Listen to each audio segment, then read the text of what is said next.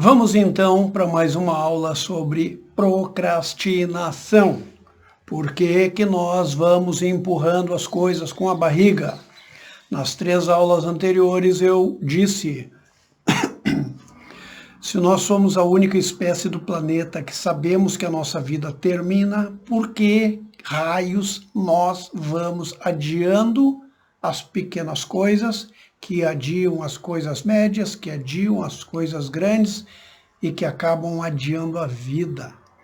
Nós falamos de alguns mecanismos nos quais nós nos apoiamos ou nos quais nós ficamos enredados ou que nós usamos como motivo para ficar procrastinando, para ficar evitando de fazer as coisas.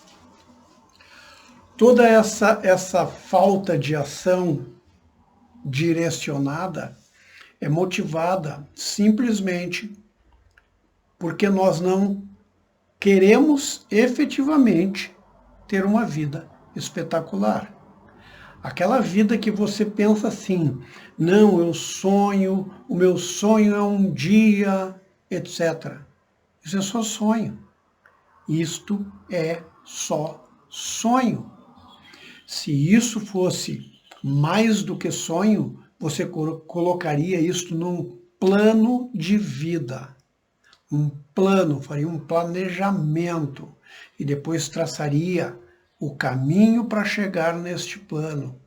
E depois se livraria de todas essas questões que eu coloquei anteriormente, se livraria da falta de tomar decisão, se livraria desse papo de se sentir não merecedor, de se sentir o culpado, dificuldade de dizer não, passaria a ter o seu plano de vida, se livraria do que nós abordamos na última aula, das dinâmicas disfuncionais e passaria a ter a vida que você diz hoje que você sonha. Vou repetir. Isso é só sonho, isso é etéreo, isso é ficção. Acaba que isso vira ficção. E aí a gente vai passando a vida, vai passando o tempo.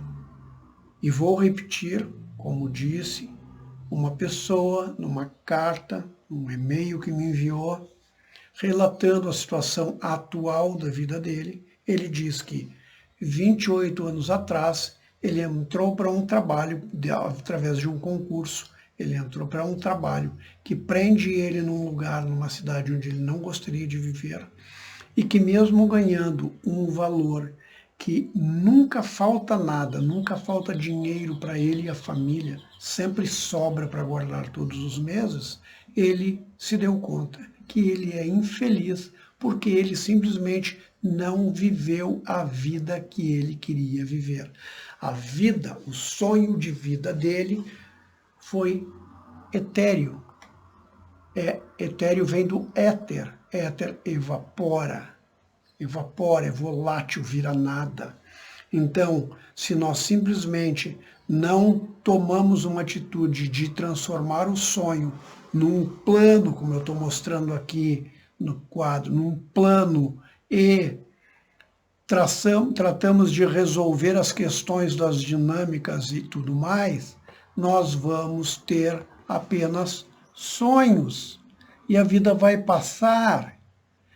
As dinâmicas, como eu falei nas outras aulas, algumas delas acabam nos fazendo simplesmente adiar as coisas. Nós vamos adiando tudo. Resumindo, nós adiamos as pequenas tarefas, de novo, que adiam as médias, as grandes, e adiam a vida. E aí nós ficamos naquela coisa de, mas quando sexta-feira chegar, vai ser uma alegria encontrar os amigos, tomar um chopp, mas quando o fim de semana chegar, eu vou poder descansar. Além de limpar a casa e fazer tudo que tem que fazer. Mas quando as férias chegarem, eu vou pegar os meus 30 dias de férias. Não, eu vou vender 10 porque eu preciso de dinheiro. Então eu vou pegar os meus 20 dias de férias e com aquele dinheiro que eu talvez nem tenha, eu vou alugar um lugar e vou passar 7 dias num lugar legal, porque só dá para 7 dias o dinheiro. Porque a gente vai deixando a vida ir nos enrolando. O mundo funciona assim. Lembra, se não viu os vídeos anteriores, essa é a 4ª aula. Vai lá e olha. Este aqui é o manual de como esse mundo funciona. Esse mundo aqui é o mundo que lhe contaram. Estuda, arruma um trabalho ou faz um concurso, que dá na mesma coisa, e depois tu resolve o resto. As coisas se ajeitam. Eu ouvia isso. Estuda, obedece, não incomoda, atende a professora, vai bem arrumado para a escola, faz todas as tarefas, blá, blá. Depois arruma um trabalho. Trabalho representa carga, peso, cobrança, não é uma palavra agradável para a maioria das pessoas. Arruma um trabalho e o resto se ajeita. E como eu disse no vídeo, você sabe o que é o resto que se ajeita? O resto é você. O resto é a sua vida. Se a nossa vida é apoiada em 7 pilares, e um desses pilares é a profissão ou o trabalho, e você coloca esse como, faça esse primeiro e o resto se ajeita, o resto é você. E aí como é que você vai ajeitar-se, como a carta que eu referi há pouco, ele dizia, o sonho dele era ser surfista profissional.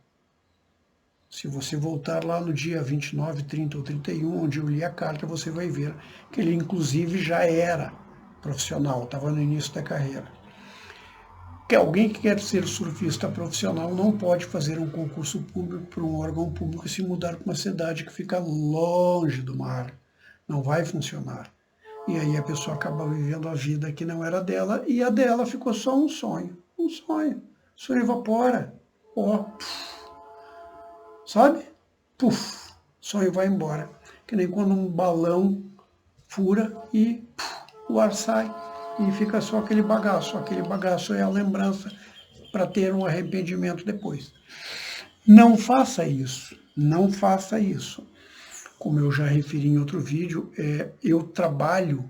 o meu trabalho é fazer as pessoas saírem da vida que elas estão, onde elas não estão gostando, as coisas não estão funcionando, elas andam tendo muitos sintomas físicos. Mente e corpo é uma única coisa, e sua mente avisa através do seu corpo que você não está bem. A doença física não significa, eu não estou bem. Não, a doença física está lhe dizendo que você, como entidade única, sua mente não está bem. O corpo é a manifestação da mente.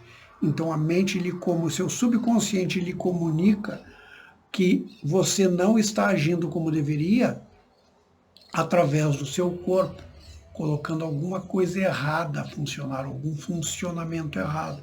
Por exemplo, dor de cabeça todo dia, tensão muscular, porque você anda estressado, irritado.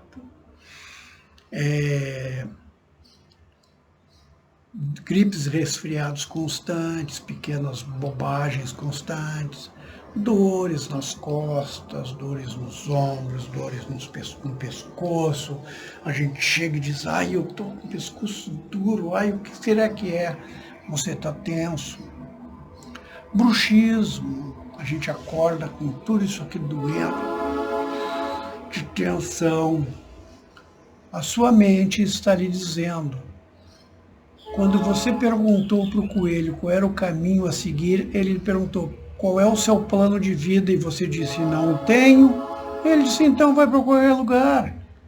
E aí a sua mente está lhe dizendo que você foi para qualquer um dos infinitas possibilidades de caminho que você tinha para seguir, mas não foi para aquele que deveria ter ido. Correto? Então, o meu trabalho é fazer as pessoas, em primeiro lugar, entenderem que se a vida está ruim, não é por causa do patrão, não é por causa do ônibus, não é por causa do clima, não é por causa do aquecimento global, não é por causa do governo, não é por causa do prefeito, não é por causa da economia, não. Se a vida não está boa, é porque você não tem um plano. É porque você não planejou o que queria fazer. Quando você planeja o que quer fazer na vida e bota um foco nisso, você começa a andar para aquele lugar. E para encerrar essa preleção da aula, eu vou dizer: não comece por escolhendo quanto quer ganhar por mês, muito menos escolhendo no que vai trabalhar. Esses são 2 fatores do jogo, são 7 fatores.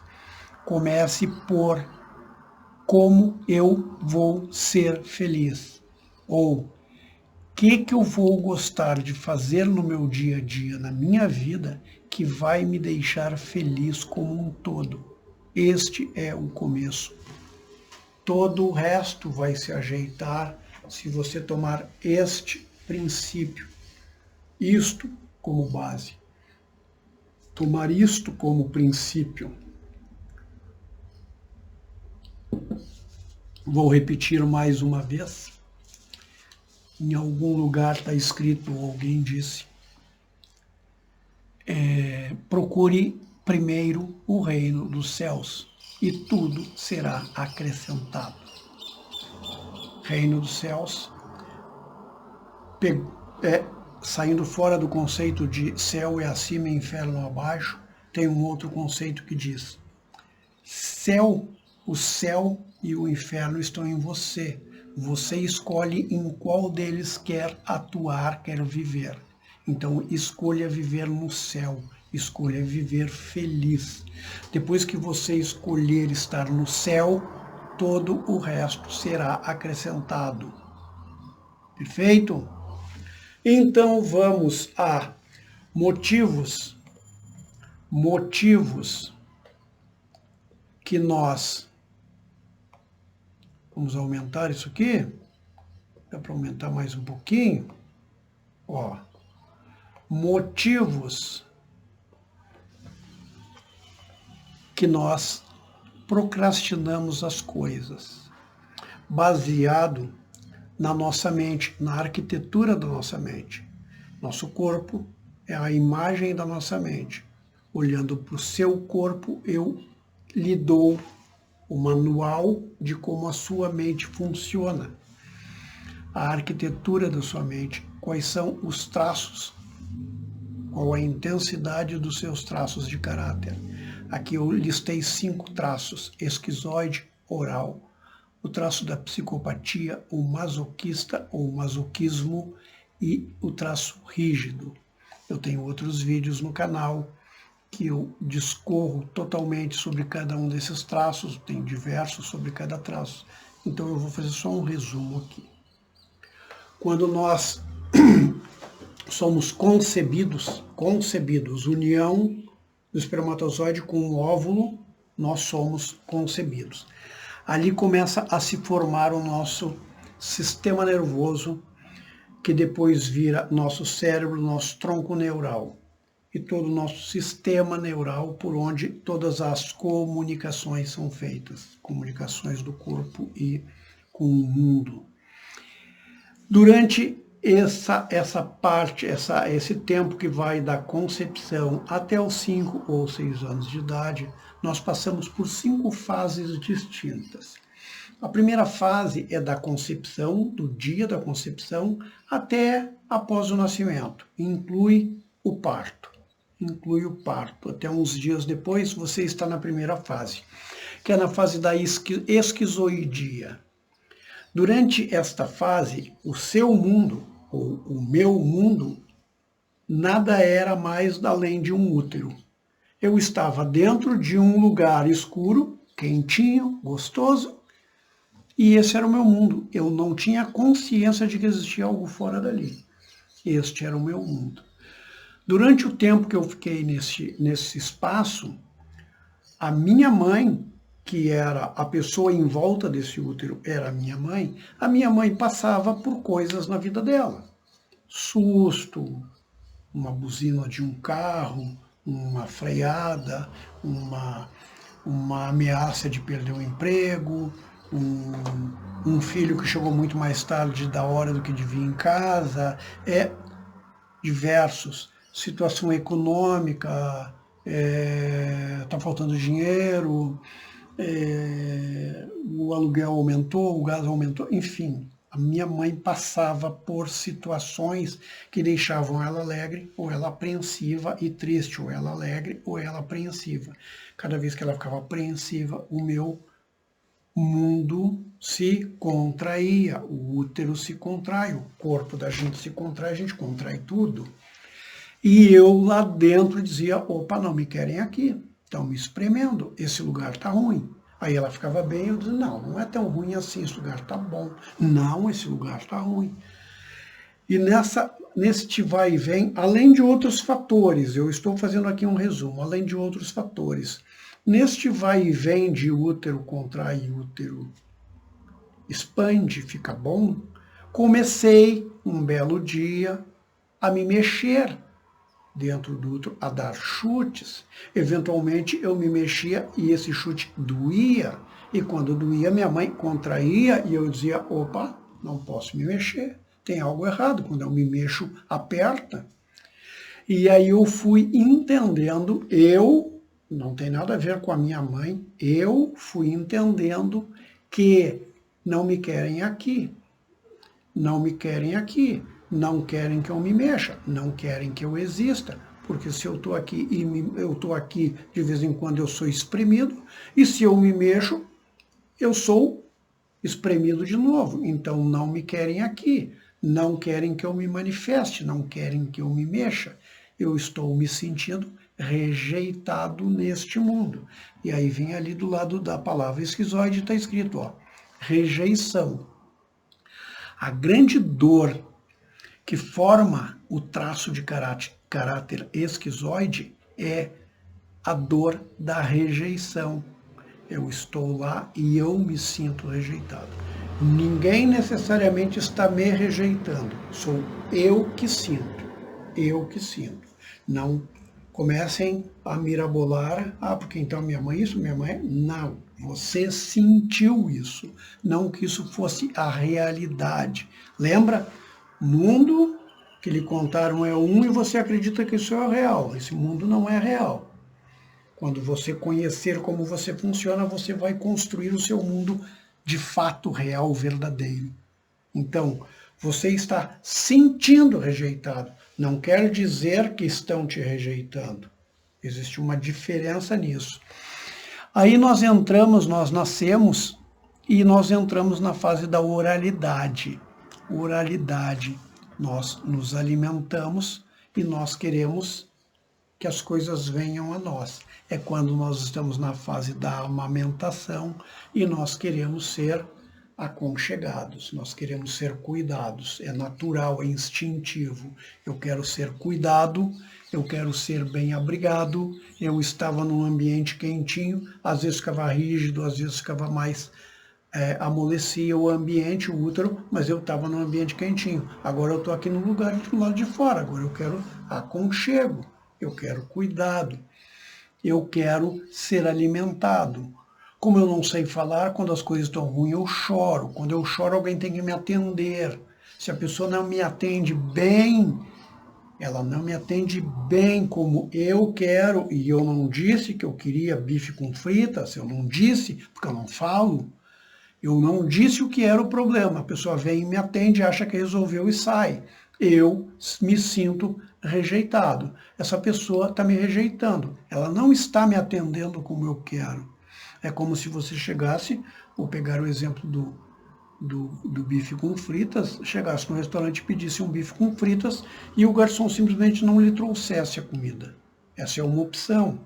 Você está com fome, pede comida e a mãe, por exemplo, diz, não é hora ainda, espera. E aí você vai dizer, tá me sacaneando, tá me rejeitando. Ou então, volta ao garçom, você pede para o garçom um bife com fritas e o garçom lhe traz ovos com salada. E eu disse, mas não era isso que eu queria. Para o garçom você pode dizer, mas quando você estava lá na primeira fase da vida, você era uma criança, você ainda não conseguia falar. e você não conseguia comunicar o que queria. E aí a sua mãe vinha pensando que você estava com fome e lhe dava mamar, ou mais adiante lhe dava mamadeira. E você largava o peito ou largava a mamadeira e continuava chorando, porque não é isso que eu quero agora, eu quero outra coisa. Só falta lá você ter pensado assim, pô, não está entendendo que não é isso? Não, não está entendendo. É claro que não, se você não falar, mas você não falava. E aí, como você não é atendido, você se sente abandonado. Poxa, eu estou aqui no berço sozinho, eu choro, vem aqui me dar uma mamadeira e sai. Eu não quero uma mamadeira, eu quero colo agora. E aí você fica lá. Ou então sua mãe vai lá, ou alguém, cuidador seu, vai lá, ele pega e lhe dá colo, e você continua chorando. Como quem diz, pô, eu não quero colo agora, eu quero ser trocado, eu estou com a fralda suja. E assim vai. E como você, como eu nessa situação, não fui atendido muitas vezes como eu queria ser atendido, eu me sinto abandonado pela pessoa. Aquela pessoa me abandonou. Ela veio, fez e foi embora, mas não era o que eu queria. Ela não fez o que eu queria. Ela me abandonou, ela foi embora. E aí vem a grande dor do oral, que é a dor de ser abandonado. Dor do abandono. Então, o traço oral passa pela dor do abandono. Eis que no fim da oralidade começa o traço da psicopatia. Aí essa criancinha que começou já a falar, começou a balbuciar, começou a botar coisas para o mundo, ela também começa a se movimentar mais. Ela engatinha no fim da fase oral, mas começa a caminhar na psicopatia. Ela já anda aos trancos e barrancos, mas já anda, trôpega, tropeçando, caindo toda hora, mas ela já anda. E aí ela começa a ser cuidada, vigiada, controlada, no sentido de não vai aí, não faz isso, não sobe aqui, não sobe lá, se subir aí eu brigo, se subir lá não sei o que, se for... E aí você diz, puxa, eu não posso fazer nada. Aí você vem, daqui a pouco chega alguém e pede para você brincar, dizer uma gracinha e você diz, e todo mundo acha bonitinho. E daqui a pouco você diz outra gracinha e ninguém acha bonitinho, porque agora não estão mais prestando atenção em você. E aí você pensa, poxa, ficam me controlando o que eu tenho que fazer, o que eu posso fazer, o que eu não posso. Quando eu faço gracinha que me mandam, tá tudo bem. Se eu não faço, tá ruim. Mas se eu faço e não queriam que eu fizesse, também tá ruim. Pô, o que é isso? Estão me manipulando. É claro que lá, 3 anos, 4 anos, a gente não pensa, estão me manipulando. Mas esse é o sentimento, essa é a dor. Você nunca sabe se vai ou não agradar o outro. Você nunca sabe se o que você vai fazer vai ser aprovado ou não vai ser aprovado. E você fica sempre nesse jogo de tentar ir aprendendo por tentativa e erro. Cada erro pode ser uma bronca. E esse é o jogo que a gente faz nessa fase da psicopatia. E aí, a dor que é associada é a dor da manipulação. É a dor que eu sinto de ter sido manipulado. Me manipulavam, porque quando eu era legal, engraçadinho, todo mundo dizia, ah, que legal! E quando eu fazia algo que na hora de fazer, eu levava bronca.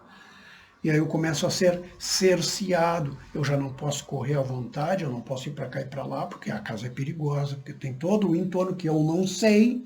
Veja bem, a culpa não é do outro, é sua. Eu, criança, não sei disso e levo bronca porque corri em direção ao cachorro da vizinha que está no portão e eu levo uma bronca para me protegerem, mas me cortaram. Poxa, eu quero ir ao mundo e não me permitem, estão me manipulando. Essa é a dor que fica. Eu não tenho autonomia por mim.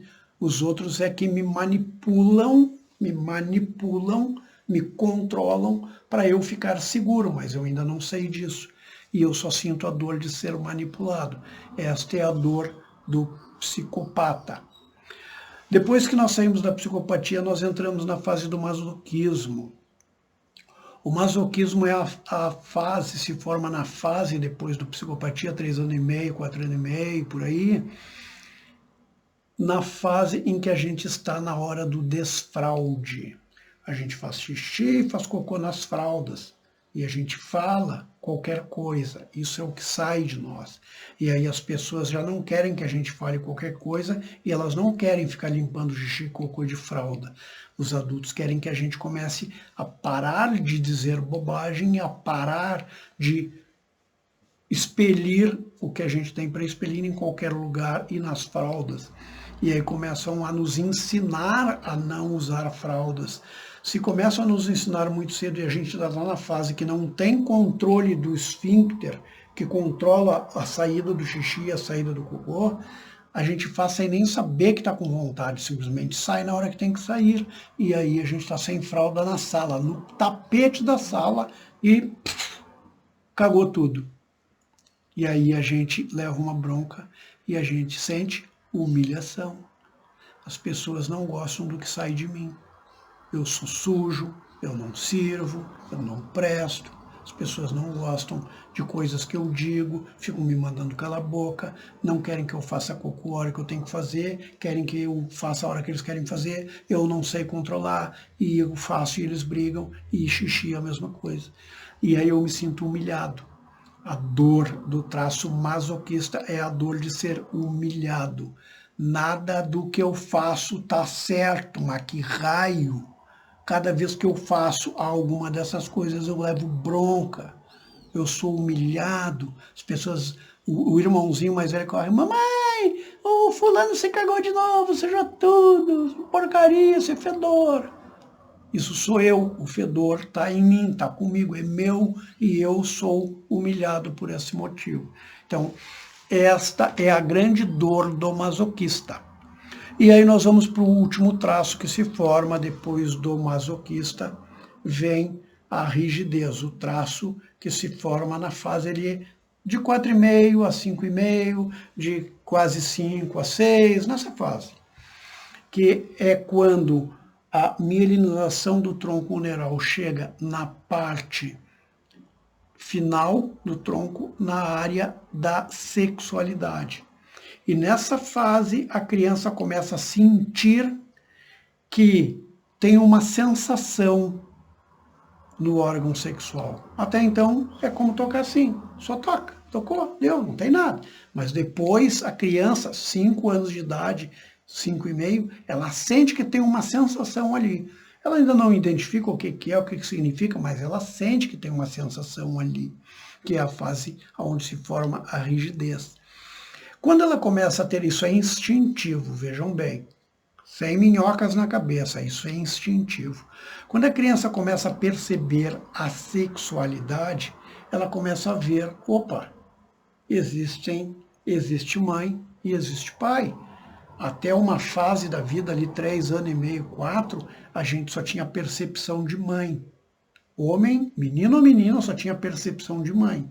Essa pessoa é diferente de mim ou essa pessoa é igual a mim. Mas só tinha percepção de mãe. De 3 anos em diante, por aí o pai começa a fazer parte. Opa, tem uma pessoa que é igual a mim, se for uma menina, e o que é diferente, se for um menino. A minha mãe era diferente de mim, mas esse cara aqui é igual a mim. E começa a ter essa ligação. E aí vem a sexualidade, aí a criança identifica, opa, agora eu entendi. E aí se dá conta, mas a minha mãe está com meu pai. A minha titia está com meu titio. O meu vovô está com a minha vovó. Por que eu estou sozinho? Por que eu estou sozinho? Por que eu estou excluído disso? Por que eu não tenho um par? Isso é inconsciente. Por que eu não tenho um par? E aí depois começa a relação da princesinha, do papai e do príncipezinho da mamãe. Essa relação é natural, mas a criança começa a olhar e dizer, peraí, eu faço tudo certo, sou o príncipezinho, a princesinha, faço tudo legal, mas na hora de dormir me boto no meu quarto, fecho a porta e vão os dois juntos. Por que estão me excluindo? Por que estão me traindo ou por que estão me trocando? Por que a minha mãe, que diz que eu sou o príncipezinho, me trocou pelo meu pai e foi dormir com ele? Ou a menina diz, por que o meu papai, que diz que eu sou a princesinha, me trocou pela minha mãe e foi dormir com ela e eu fico aqui sozinho? Eles estão juntos e eu estou sozinho. Por que eu estou sozinho? Por que eu fui excluído? Por que eu fui trocado pelo outro, né? O pai ou a mãe? Ou seja, por que eu fui traído? Essa é a grande dor do traço de caráter rígido. Fechando tudo. Todos nós passamos pelas 5 fases e todos nós temos os 5 traços. Não adianta dizer, mas a minha gestação foi tranquila, eu não senti esse traço e os outros foram tão marcantes que esse aqui nem existe. Sempre existe, sempre. Todos nós temos todos os traços, todos temos todos os traços. E ninguém tem, evidentemente, se todo tem, ninguém tem 100% de um, senão seria 0 do outro. Ninguém tem 100% de um. Eu já vi uma pessoa que tem 50 e pouquinhos de um traço. É o máximo que eu vi num traço concentrado. O resto, nós somos todos distribuídos. A distribuição dos 5 traços em você é diferente de qualquer outra pessoa do mundo. A distribuição dos traços em mim é diferente de qualquer pessoa do mundo. Então, a minha mente funciona de um jeito único no mundo. E a sua também, de um jeito único no mundo. No outro vídeo eu falei, tem gente que diz, mas pode coincidir que os percentuais sejam os mesmos. E eu disse, pode, claro que pode. Ter 30, 20, 15, 10%, tudo igualzinho. Pode coincidir. Mas aí vem a questão que eu já expliquei lá. Quando eu vejo no seu corpo os seus traços de caráter, eles estão distribuídos no corpo e me dizem que traço você tem, que traço eu devo considerar, em diversas partes do corpo. Então, por exemplo, vamos pegar os olhos. Eu posso ter um ponto de um dos traços daquela pessoa que é igual a mim. Eu tenho 3 pontos de um certo traço nos olhos e ela não tem aqueles 3 pontos nos olhos. Nos olhos ela só tem um ponto, ela tem aqueles 3 pontos na boca. Ela já tem uma mente diferente da minha, conforme o lugar que o traço está mostrado no corpo, é a arquitetura precisa da sua mente. Então, nós todos somos diferentes. Fechando agora, já falamos da arquitetura da mente e eu já falei sobre os traços de caráter. E aí vem a explicação, então. Por que cada traço procrastina?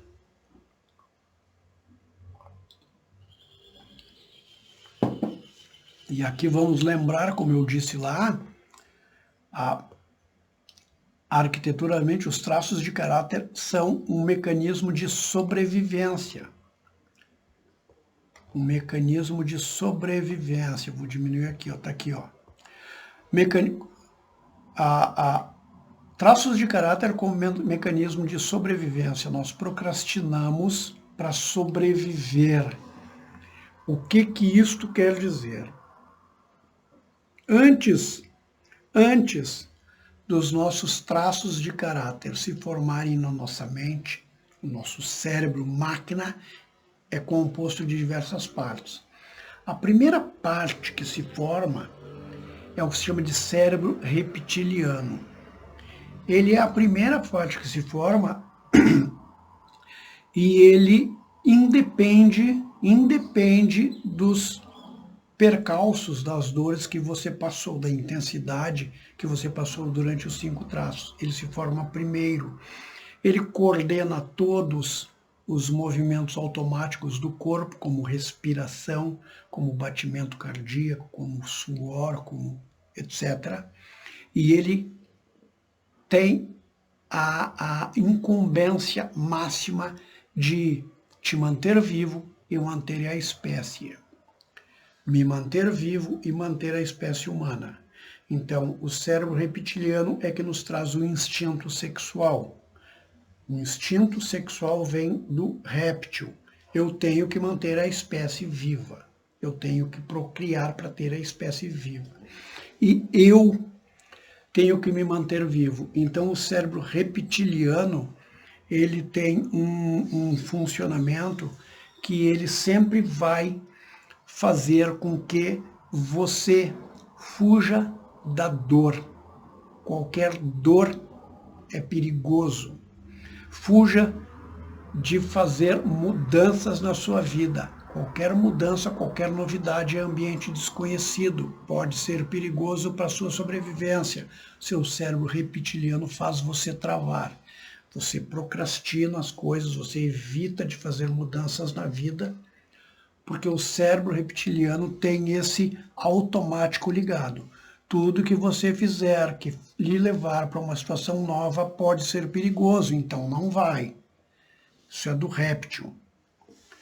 Então, se o réptil nos faz, dentro do possível, fugir da dor, pensa, quando o esquizoide, quando a nossa porção esquizoide, se for a sua maior, pensa sempre na sua maior, na segunda, mas você tem todas. Quando você tem traço dominante esquizoide e você precisa fazer uma coisa, alguma tarefa, você sempre vai pensar, e se eu não fizer bem feito?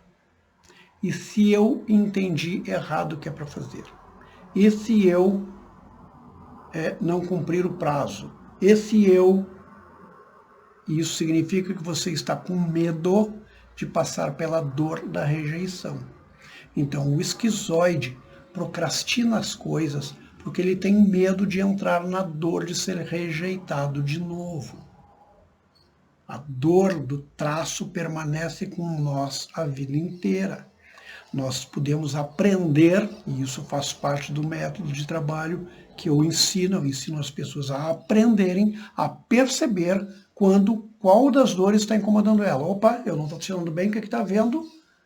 E identificar o que está havendo. E agir, reagir. Não, reagir não, agir sobre isso, sobre a causa ou a situação. O que o oral procrastina as coisas? Porque o oral é muito do sentir, é muito do traz as coisas para mim. Porque, em primeiro lugar, poxa, eu tenho coisa melhor para fazer do que isso.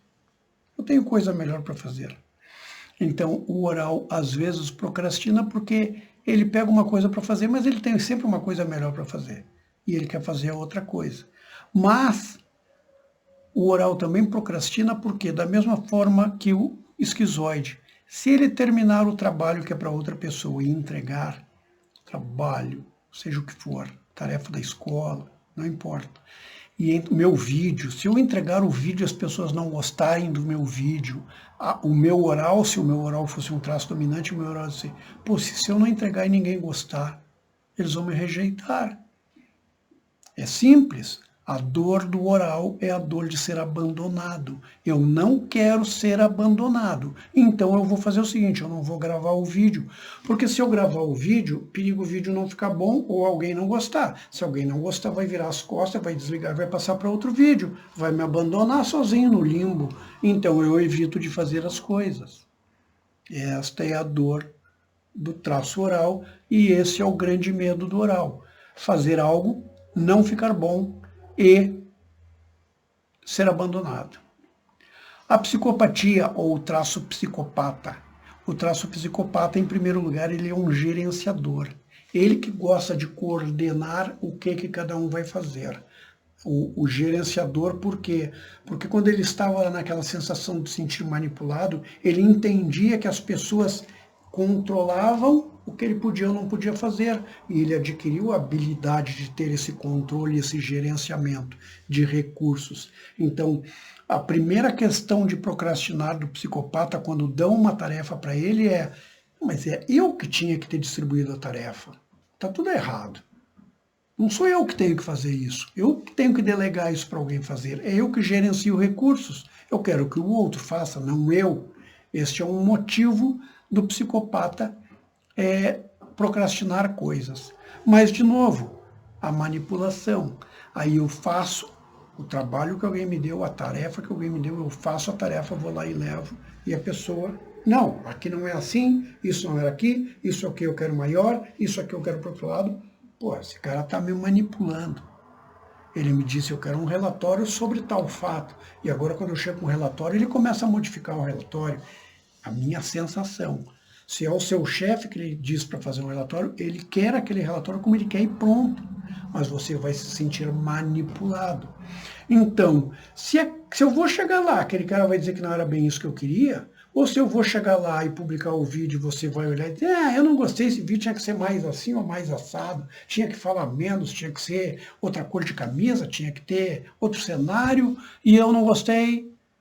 E se você me disser essas coisas, eu vou dizer, pô, esse cara está querendo o quê? Me manipular? Está querendo ele dizer como o meu vídeo tem que ser? O meu vídeo vai ser como eu quero que seja. Então, o psicopata se sentiria manipulado. Então, ele evita de fazer, ele procrastina. O masoquista, ele começa, a procrastinação dele começa por quê? Porque ele sempre se sentiu humilhado, ele fica retraído no canto dele. Ele é um traço que gosta de ter contato, mas como ele tem medo de ser humilhado, ele fica retraído, mas com muita vontade do contato. Então, fulano, faz isso aqui para mim, ele não diz não, eu faço, puxa, eu vou agradar essa pessoa. Aí o outro diz, fulano, tu faz isso aqui para mim, faço, eu tenho que agradar essa pessoa, eu quero ter amigos, e vem outro, e vem outro, e vem outro. E quando ele vê, ele tem 35 tarefas e só dava para fazer 2 naquele dia. E as 35 são para o fim do dia. E aí agora? Então, o primeiro problema grande do masoquista nesse sentido é ele tem medo de dizer não e desagradar o outro. Até porque não é esse o motivo, só esse, simplesmente ele não quer desagradar, ele quer ter amigos. Mas, e se eu digo que não vou fazer e a pessoa diz, tu também não, isso ou não aquilo? Pô, ele vai me humilhar, então eu não quero ser humilhado, eu vou dizer que sim. E aí vem a segunda parte, ok, eu peguei para fazer e eu vou fazer. Procrastinei, mas vou terminar. Aí às 5 da tarde eu levo na mesa do chefe. Assim como o psicopata se sentiu manipulado porque o chefe disse que não era bem aquilo, era diferente, veja bem, o chefe vai dizer a mesma coisa para o masoquista. O chefe vai dizer para o masoquista, não, eu não queria assim, aqui eu queria isso aqui eu não queria, aquilo ali eu queria assim. E o masoquista vai sentir, poxa, ele está dizendo que o que eu fiz não presta. O que saiu de mim não presta. Quando eu era bebê, criança, 4 anos de idade, diziam que o que saía de mim não prestava. E ele se sente humilhado. Para não ter a humilhação, ele procrastina, ele tenta não fazer, ele tenta ir deixando para o futuro. Então, essa é a grande dor, o grande medo do masoquista, passar pela dor da humilhação de novo. E o rígido? O rígido é aquele traço que tem a mania de perfeição, ele é perfeccionista. O rígido é aquela pessoa que normalmente gosta de andar bem arrumadinho, todo certinho, todo engomadinho. Ele não vai na academia se não tiver um colã certinho, combinando. Ele não vai para uma festa se não tiver tudo certinho, né? Esse é o traço rígido. Tudo tem que estar perfeito, bacana, bonito, certinho, combinando tudo. Essa é a característica do meu traço rígido, do seu, todos temos. Mas uma pessoa que tem um rígido muito forte, ele tem a mania de ser perfeito. Quando alguém pede para ele uma tarefa, o primeiro motivo de ele procrastinar a tarefa é, eu tenho que fazer isso perfeito. Se eu tenho que fazer isso perfeito, eu tenho que pesquisar mais, eu tenho que ver mais, eu tenho que estudar mais, eu tenho que saber mais como eu vou fazer isso ficar perfeito.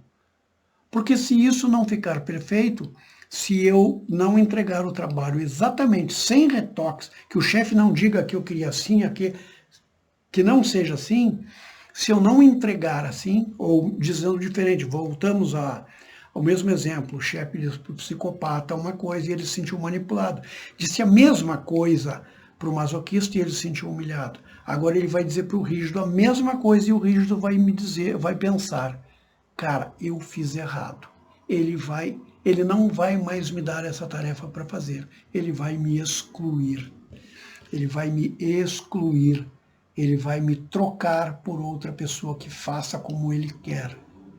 Ele me traiu porque eu fiz tão bonito, tão bacana, tão arrumadinho e ele não gostou e escolheu outra pessoa. Eu fui traído. A grande dor do traço de caráter rígido é a dor da traição. Então, resumindo o resumo, todos nós temos os 5 traços. Se eu tenho um traço mais acentuado, é quase certo, não é absoluto, que esta dor é a que eu mais tenho medo. Então, se você tem qualquer um dos 5 traços A, B, C, D, E, o que você tiver mais acentuado é onde você sente mais medo de passar por aquela dor.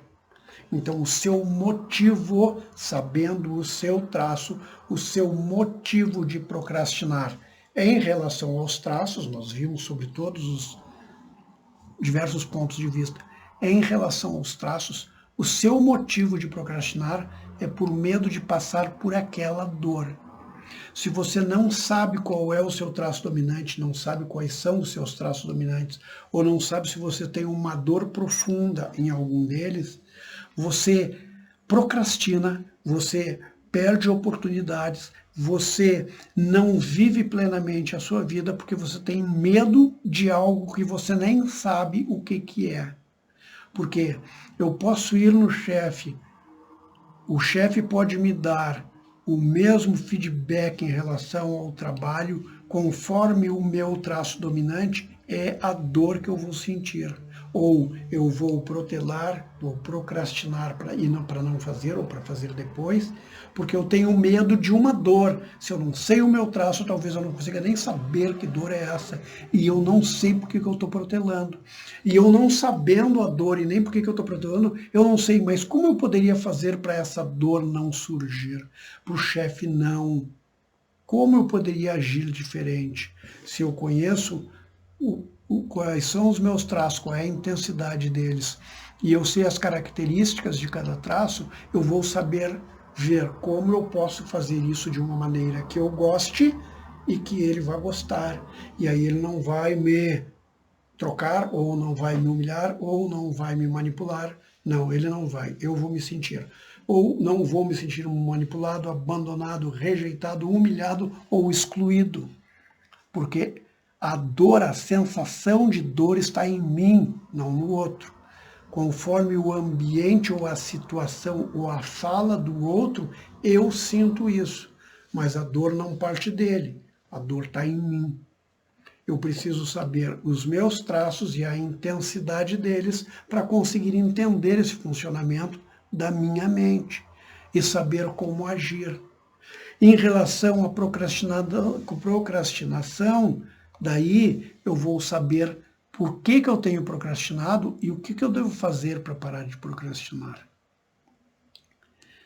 E esse é o fecho desse conjunto de 4 aulas sobre os motivos da procrastinação. E eu vou encerrar lembrando para vocês.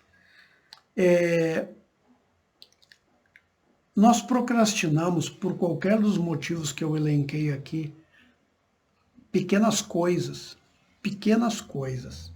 como, deixa eu pensar, eu tenho que fazer a minha agenda do dia de amanhã. Puxa, eu já devia ter feito, porque eu ajeitaria a agenda de hoje. Mas eu disse, eu vou fazer depois. E aí eu faço de noite.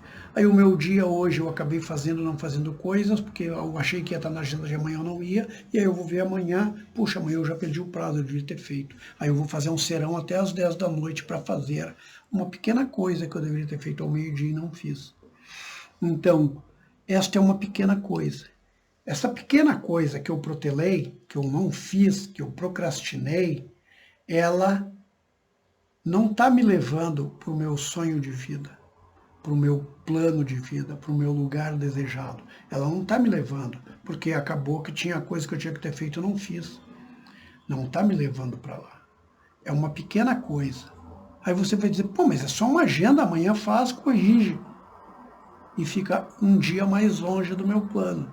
Essa pequena coisa que eu não fiz pode resultar numa grande coisa. Por exemplo, se eu, em vez se eu não tivesse agendado esse vídeo corretamente, porque depois eu faço e eu esqueci de fazer, talvez você chegasse no canal aqui às 17 horas de uma quinta-feira ou de uma segunda, conforme, para ver a aula, e a aula não está aqui. E aí você diz, eu não vou mais seguir esse cara. Esse cara não serve, ele não cumpre as coisas. Então, quando eu procrastinei a minha agenda, talvez eu tenha procrastinado de disponibilizar essa aula. Eu procrastinei uma pequena coisa e ela encadeou que atrapalhou uma coisa de média ou de mais importância, média importância ou mais que a primeira. E aí ela vai impactar numa outra um pouquinho maior e ela vai... E tudo isso eu fico mais distante do meu sonho. E se você voltar nas outras aulas, você vai ver. Se eu tenho só um sonho e não transformo num plano, aquilo vai evaporar.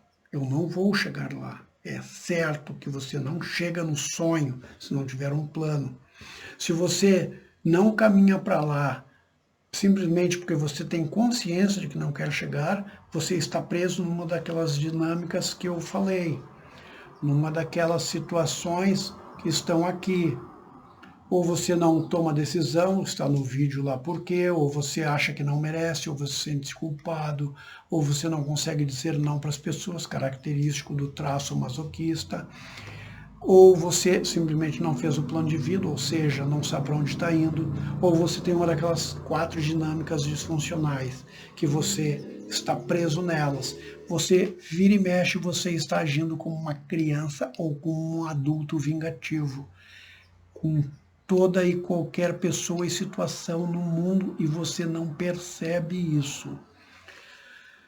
Enquanto você não tiver um projeto, um plano, ou seja, enquanto você ficar só sonhando, é porque você não fez o plano. Provavelmente você está adiando o plano porque você está preso numa dessas dinâmicas que eu acabei de citar. Se você não se liberar dessas coisas, aposto 100 contra 1, você não vai chegar no seu sonho. Você não vai chegar no seu sonho. Sonho é etéreo, é éter, evapora. Transforma isso num plano e corrige, para traçar os degraus para trás, o primeiro degrau é corrige em você essas dinâmicas que fazem você não caminhar objetivamente em direção ao plano para ter a vida magnífica que você merece ter. Quando você corrigir isso, você começa a criar a vida que você de fato quer ter. Vídeo motivacional resolve, palestra motivacional resolve lhufas, não resolve nada. Não adianta eu lhe dar um vídeo aqui empolgante, vamos lá pessoal, escreve aí, anota, amanhã eu vou fazer tal coisa. Se você está numa dinâmica disfuncional ou qualquer uma das outras, você vai fazer um dia ou dois e não vai fazer mais. Se você não se curar, você não vai fazer. Então, palestra motivacional para mim não serve para nada. Ah, mas para o fulaninho serviu. Ele já não estava preso nas doenças, nos traumas, nas travas. Ele já estava adiante. Aí ele deu um salto, beleza, maravilha. Mas, para a grande maioria das pessoas, você só vai lá ouvir historinha bonita e gastar o seu tempo e dinheiro. Mas dificilmente, ou quase impossível, você ir para o seu plano. Você tem um sonho. Normalmente, os palestrantes motivacionais, os motivadores externos, falam em sonho, inclusive. Não, seu sonho, traça o seu sonho, seu sonho. Sonho termina quando você acorda. Então, eu sinto muito, mas eu não vou fazer palestras motivacionais. A melhor frase motivacional que eu posso lhe dizer, e eu já disse em outro vídeo, a melhor frase motivacional que eu posso dizer para encerrar esse curso de 4 aulas grandes, já está mais de 50 minutos, a maior frase motivacional que eu vou lhe dizer: você vai morrer. Então, se você tem um sonho de vida, trata de traçar um plano, resolver as picuinhas do caminho e chegar lá antes que o que eu falei agora aconteça, porque eu também vou morrer. E se eu não tivesse hoje vivendo a vida como eu estou vivendo, eu hoje seria uma pessoa arrependida. Ou daqui a 10 anos, ou daqui a 20, ou daqui a 30, não interessa. Quanto tempo eu tenho, eu não sei quanto tempo eu tenho. você vai morrer é o melhor motivador que existe para você parar de procrastinar. Ah, mas você está preso em uma das dinâmicas. Existem formas de corrigir isso, eu acabei de mostrar nesses vídeos formas. Eu tenho uma metodologia que ajuda as pessoas a saírem dessas dinâmicas que freiam elas na vida e que fazem elas ficar delirando, sonhando, divagando, e quando chega no fim da vida se arrependem pelo que não fizeram. E eu não quero que isso aconteça com você. Por isso eu gravei essas 4 aulas. Espero que você assista e reassista e acompanhe, porque eu vou botar mais coisas no canal, no Facebook, no YouTube, no Instagram.